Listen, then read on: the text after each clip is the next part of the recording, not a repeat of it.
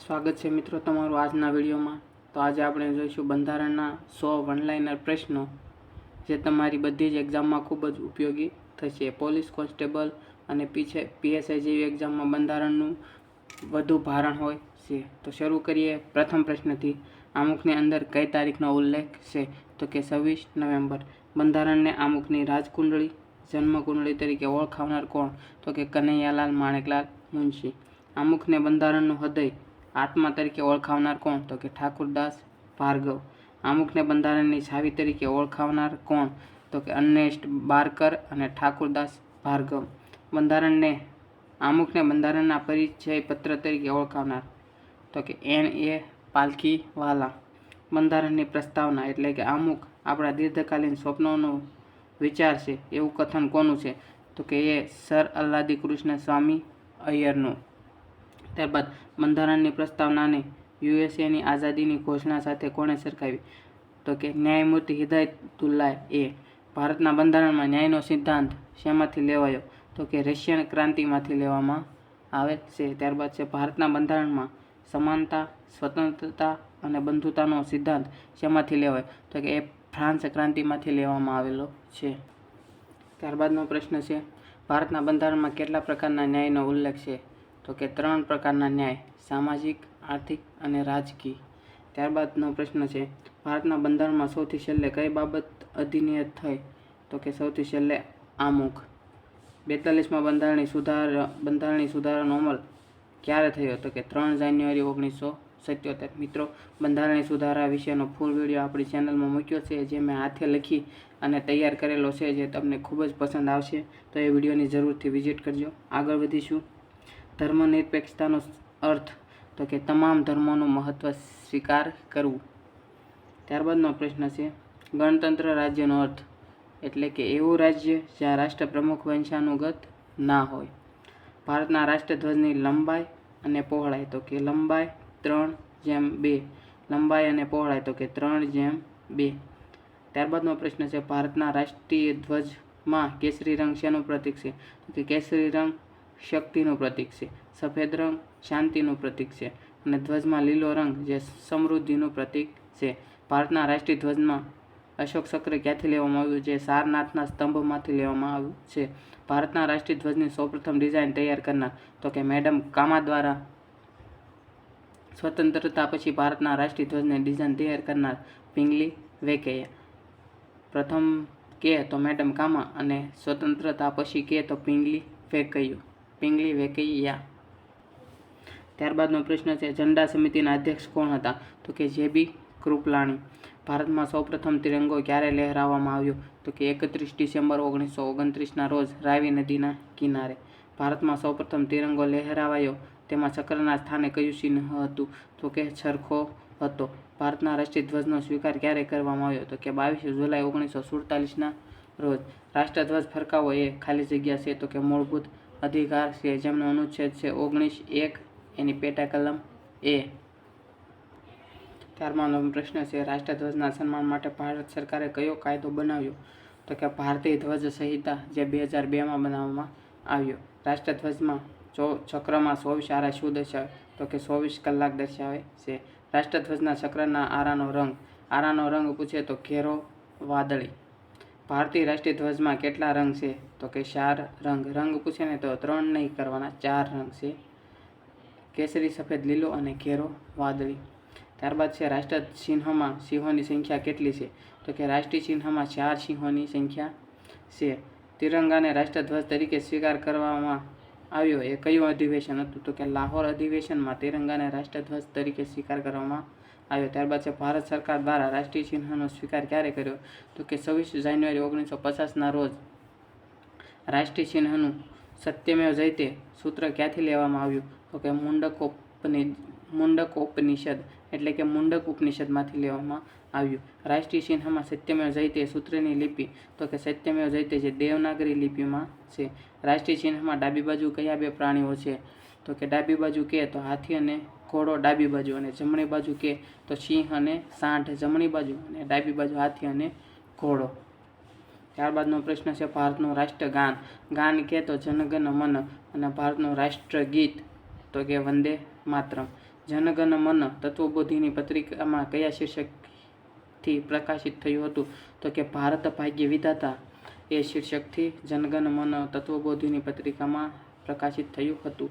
જનગણ મનના રચયિતા તો કે રવિન્દ્રનાથ ટાગોર. ભારતના રાષ્ટ્રગાનનો સ્વીકાર ક્યારે કરાયો? તો કે 24 જાન્યુઆરી 1950ના રોજ. રાષ્ટ્રગાન ગાવાની અવધિ તો કે 52 સેકન્ડ. રાષ્ટ્રગાન સંક્ષિપ્તમાં એટલે કે પ્રથમ પદ અને છેલ્લું પદ ગાવાની અવધિ તો કે 20 સેકન્ડ. ભારતના રાષ્ટ્રગાનમાં કેટલા પદ છે? તો કે કુલ 5 પદ છે. સૌપ્રથમ વાર જનગણ મન ક્યારે ગવાયું હતું? તો કે 27 ડિસેમ્બર 1911 જે કોંગ્રેસના 27મા કલકત્તા અધિવેશનમાં ગાવામાં આવ્યું હતું. કલકત્તા ખાતે 27મા અધિવેશનના અધ્યક્ષ કોણ હતા? તો કે કિશન નારાયણ ધર જે 27 ડિસેમ્બર 1911ના 27મા કલકત્તા અધિવેશનના અધ્યક્ષ હતા. ત્યારબાદ છે ભારતનું રાષ્ટ્રગીત વંદે માતરમ ક્યાંથી લેવામાં આવ્યું? તો કે આનંદ મઠ. વંદે માતરમના રચયિતા બંકિમચંદ્ર ચેટર્જી જેમની કૃતિ આનંદ મઠમાંથી રાષ્ટ્રગીત વંદે માતરમ લેવામાં આવ્યું છે. રાષ્ટ્રગીત ગાવાની અવધિ તો કે 65 સેકન્ડ અને રાષ્ટ્રગાન કે તો 52 સેકન્ડ. વંદે માતરમ સૌપ્રથમ ક્યારે ગયું? તો કે કોંગ્રેસના 12મા અધિવેશન જે 1896માં ભરાયું હતું ત્યારે 12મા કલકત્તા અધિવેશન જેમના અધ્યક્ષ હતા રહીમતુલ્લાહ સયાની. રાષ્ટ્રગીતનો સ્વીકાર ક્યારે કરવામાં આવ્યો? તો કે 24 જાન્યુઆરી 1950ના રોજ. રાષ્ટ્રગીત અને રાષ્ટ્રગાન બંનેનો એક જ દિવસે સ્વીકાર કરવામાં આવ્યો. 15મી ઓગસ્ટની મધ્યરાત્રિએ સંસદમાં સૌપ્રથમ કોના દ્વારા રાષ્ટ્રગીત ગવાયું? તો કે M.S. સુબ્બુલક્ષ્મી દ્વારા. ત્યારબાદનો પ્રશ્ન છે સંસદના દરેક સત્રનો પ્રારંભ ક્યાંથી થાય શેનાથી થાય છે? તો કે જનગણ મનથી. સંસદના દરેક સત્રનું સમાપન વંદે માતરમથી થાય છે. રાષ્ટ્રગીતને સૌપ્રથમ તાલબદ્ધ કરનાર યદુનાથ ભટ્ટાચાર્ય. શંખ સંવતની શરૂઆત તો કે ઈસવીસન 78માં કનિષ્ક દ્વારા. શંખ સંવતનો પ્રથમ માસ ચૈત્ર અને છેલ્લો ફાગણ. શંખ સંવતનો પ્રથમ દિવસ તો કે 22 માર્ચ અને લીપ વર્ષ હોય તો 21 માર્ચ. ભારત સરકાર દ્વારા શક સંવતનો રાષ્ટ્રીય પંચાંગ તરીકે સ્વીકાર ક્યારે કરાયો? તો કે 22 માર્ચ 1957ના રોજ. ભારતીય કેલેન્ડર કઈ પદ્ધતિને આધારિત છે? તો કે ગ્રેગેરિયન પદ્ધતિ. ભારતનું રાષ્ટ્રીય પ્રાણી જે વાઘ છે જેમનું લેટિન નામ છે પેન્થરા ટ્રાઇગ્રિસ લિનાયાસ. વિશ્વમાં વાઘની કેટલી પ્રજાતિ જોવા મળે? તો કે 8 પ્રજાતિ જોવા મળે છે. ભારત સરકાર દ્વારા પ્રોજેક્ટ ટાઈગર યોજનાની શરૂઆત તો કે ઈસવીસન 1973માં થઈ. ભારતીય વન્ય પ્રાણી સુરક્ષા અધિનિયમ ક્યારે ઘડાયો? તો કે 1972માં ઘડાયો હતો.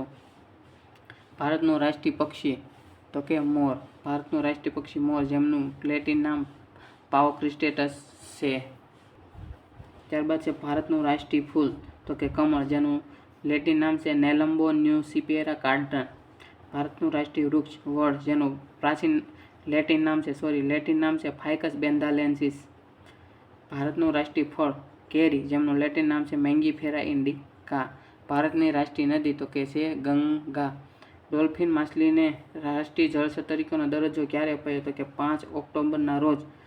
5 ઓક્ટોબર 2009ના રોજ. જ્યારે રાષ્ટ્રીય નદી તરીકે ગંગાને 4 નવેમ્બર 2008ના રોજ. હાથીને રાષ્ટ્રીય વિરાસત પશુ તરીકેનો દરજ્જો 22 ઓક્ટોબર 2010ના રોજ આપવામાં આવ્યો. તો કે ગંગાને 8માં, ડોલ્ફિનને 9માં અને હાથીને 10માં. અને આ તારીખ યાદ રાખવાની 4, 5 અને 22 ઓક્ટોબર 2માં અને 1માં નવેમ્બર. ત્યારબાદ છે ભારતની રાષ્ટ્રીય રમત કઈ છે? તો કે હોકી. ભારતને કોમનવેલ્થનું સભ્યપદ કયા વર્ષમાં પ્રાપ્ત થયું? તો કે ઈસવીસન 1949માં. ગુજરાતનું રાજ્ય પ્રાણી તો કે સિંહ રાજ્ય પ્રાણી છે. ગુજરાતનું રાજ્ય પક્ષી તો કે સુરખાબ ગુજરાતનું રાજ્ય પક્ષી છે. ત્યારબાદનો પ્રશ્ન છે ગુજરાતનું રાજ્ય વૃક્ષ તો કે આંબો. ગુજરાતનું રાજ્ય ફૂલ તો કે ગલગોટો મેરીગોલ્ડ. ભારતની રાષ્ટ્રીય મીઠાઈ તો કે જલેબી.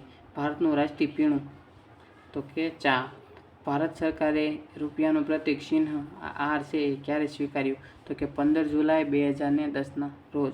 ભારતીય રૂપિયાનું ચિહ્ન કોના દ્વારા તૈયાર કરાયું? તો કે ડી ઉદયન કુમાર દ્વારા આમની ડિઝાઇન તૈયાર કરવામાં આવી હતી. ભારતીય ધ્વજ સંહિતામાં ક્યારે સુધારો કરાયો? તો કે 26 જાન્યુઆરી 2002ના રોજ ભારતીય ધ્વજ સંહિતામાં સુધારો કરાયો છે. ત્યારબાદનો પ્રશ્ન છે અશોકના સારનાથ ખાતેથી આવેલા રાષ્ટ્રીય ચિહ્નમાં હાથી, ઘોડા અને સાંઢ જેવા પશુઓનો સંબંધ કયા મહાપુરુષના જીવન સાથે છે? તો કે ભગવાન બુદ્ધના. ભાષા આધારિત રાજ્યની રચના માટે સૌપ્રથમ કયા આયોગની રચના કરવામાં આવી? તો કે એસ કેધર આયોગ 1948. આઝાદી સમયે કયા 3 રજવાડાઓએ ભારત સંઘમાં જોડાવાનો ઇનકાર કર્યો? તો કે જૂનાગઢ, હૈદરાબાદ અને જમ્મુ કાશ્મીર. એસ કે ધર કોણ હતા? તો કે અલ્હાબાદ હાઈકોર્ટના નિવૃત્ત ન્યાયાધીશ હતા. ધર આયોગે શું ભલામણ કરી હતી? તો કે ભાષા આધારિત રાજ્ય રચવાના સ્થાને વહીવટી સરળતાથી રાજ્યની રચના કરવાની ભલામણ કરી હતી. જેવીપી સમિતિની રચના. કે 25 ડિસેમ્બર 1948ના રોજ જેવીપી સમિતિની રચના કરવામાં આવી. જેવીપી સમિતિના સભ્ય તો કે જે એટલે જવાહરલાલ નહેરુ, વી એટલે વલ્લભભાઈ પટેલ, પી એટલે પટ્ટાભી સિતારમૈયા. જેવીપી સમિતિએ ક્યારે રિપોર્ટ રજૂ કર્યો? તો કે એપ્રિલ 1949માં. જેવીપી સમિતિનો રિપોર્ટ તો કે ભાષા આધારિત રાજ્ય રચવાનો અસ્વીકાર કર્યો હતો. ત્યારબાદનો પ્રશ્ન છે, ભાષા આધારિત રાજ્ય આંદોલન દરમિયાન કયા ગાંધીવાદી નેતાનું 56 દિવસની ભૂખ હડતાલથી મૃત્યુ થયું હતું? તો કે પોટુ શ્રી રામુલુ. મૂળ બંધારણમાં રાજ્યોને કેટલા વર્ગમાં વહેંચવામાં આવ્યા હતા? તો કે 4 વર્ગ. 4 વર્ગમાં સૌરાષ્ટ્રને કયા વર્ગમાં મૂકવામાં આવ્યું? તો કે બી ખ. 4 વર્ગમાં કચ્છ તો કે સી ગ. 4 અંદમાન અને નિકોબારને કયા? તો કે ડી ઘ. અને રાજ્ય પુનર્ગઠન આયોગની રચના કયા વર્ષમાં? તો કે 1953માં થઈ હતી. જો મિત્રો આવા જ નવા વિડીયો સાથે મળતા રહીશું. જો વિડીયો પસંદ આવે તો લાઇક, શેર અને તમારા મિત્રો સાથે સબસ્ક્રાઈબ કરવાનું ભૂલશો નહીં. અને મિત્રો આગામી એક બંધારણીય સુધારાનો વિડીયો મૂકેલો છે જે તમને જરૂરથી પસંદ આવશે, કેમ કે એમાં મેં મારી હાથે લખીને નોટ્સ બનાવેલી છે થોડીક વધુ મહેનત કરીને. તો જો એ વિડીયો ગમે તો લાઇક, શેર અને આપણી ચેનલને સબસ્ક્રાઈબ કરવાનું ભૂલશો નહીં મિત્રો. મળશું નવા વિડીયો સાથે.